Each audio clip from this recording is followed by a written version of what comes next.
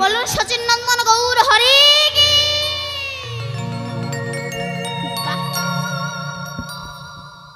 মাঝে মধ্যে নাম না করলে ভালো লাগে না কেন? এই যে দেখবেন, এই যে নামে যে কি হয়। আবার দেখবেন কিছু কিছু মানুষ আছে এরা হরিনামকে বিশ্বাস করতে চায় না। কেন? বলে ভগবানটা না, সব ফালতু জিনিস। ভগবান আছে, তোমার জ্ঞান নাই। যার জ্ঞান আছে তার কাছে ভগবান আছে। কোথায় ভগবান আছে?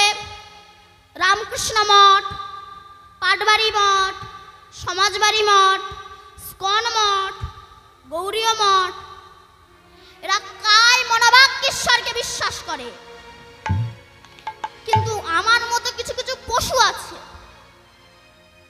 এরা ঈশ্বরকে বিশ্বাস করতে চায় না। বনের পশু হরি ভজে, কিন্তু আমাদের গ্রামে 2-4টে পশু আছে, শুধু এদের লেজ নাই, এরা হরি ভজন করে না। করে তো না, যারা করে তাদের করতেও দেয় না। কেন? এই যে আপনারা নাম শুনতে এসেছে, অনেকে বলে কোথায় যাচ্ছিস? যদি বলেন হরিনাম শুনতে, এই বয়সে হরিনাম, এই বয়সে হরিনাম করবে না তো কখন করবে? বলে আগে একটু বুড়ো হই, তারপরে হুড়ো মারবো। বুড়ো হয়ে গেলে কোনোদিনও গোবিন্দর ভজন করা যায় না। কেমন? আস্তে। বুড়ো হয়ে গেলে গোবিন্দর ভজন করা যায় না।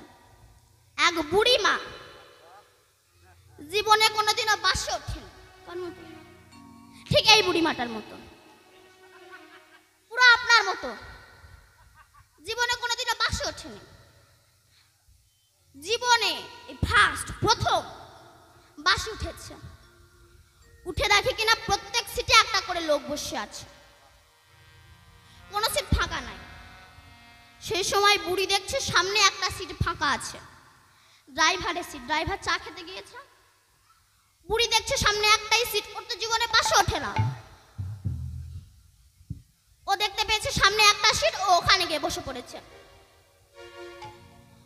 বসে গালে পান দিয়েছে বাচ্চা। এমন সময় ড্রাইভার এসে দেখলো আমার সিট লেডিস হয়ে গেল কি করে। বুড়িমা, কি রে বাবা?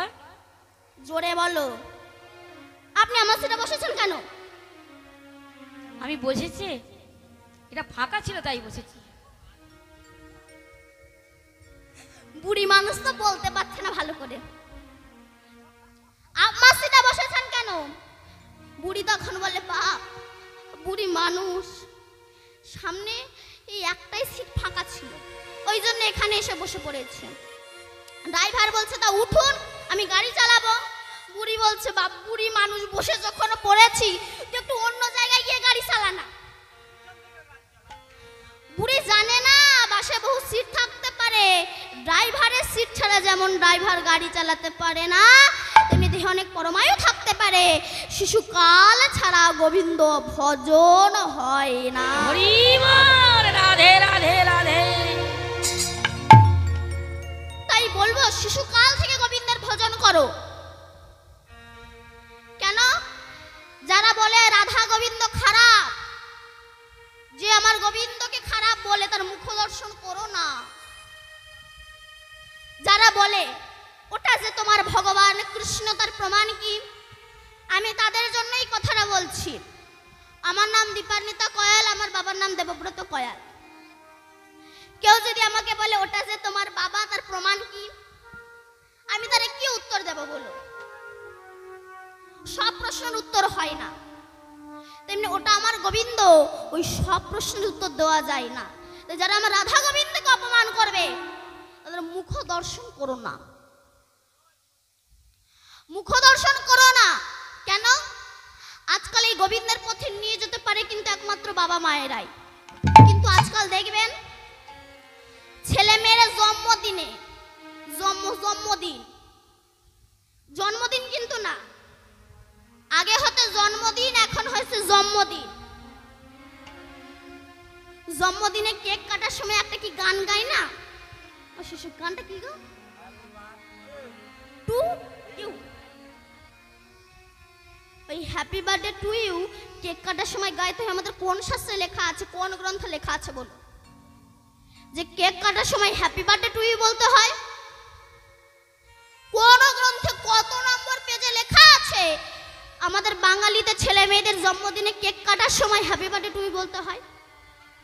আবার দেখবেন কেক কাটার সময় একটা মোমবাতি ওর উপরে পুঁতে দেয় ফু দিয়ে লিভিয়ে দেয়।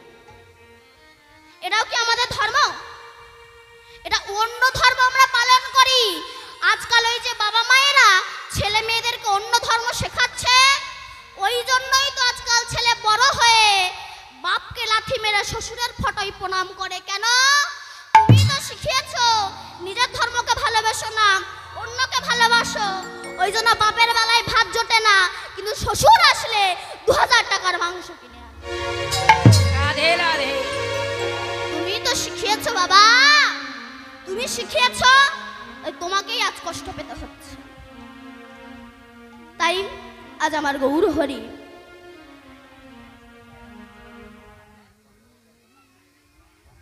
জায়গার অসুবিধা হয়েছে তো, তাই আজ আমার গৌর হরি পুরবের ভাব অবলম্বন করে আজ কি করছে? পুরভাবে বিভাবিত তো আমার গৌর হরি। সিংহাবেন মুরলি করিয়া যায় এর ধ্বনি। আমার সিংহাবেন মুরলি রেয়া জয় ধনি। সিংহাবেনু মুরলি করিয়া জয় ধ্বনি। আর হই হই রবে গোরা ফিরাই পাঁচনি। আমার হই হই হই হই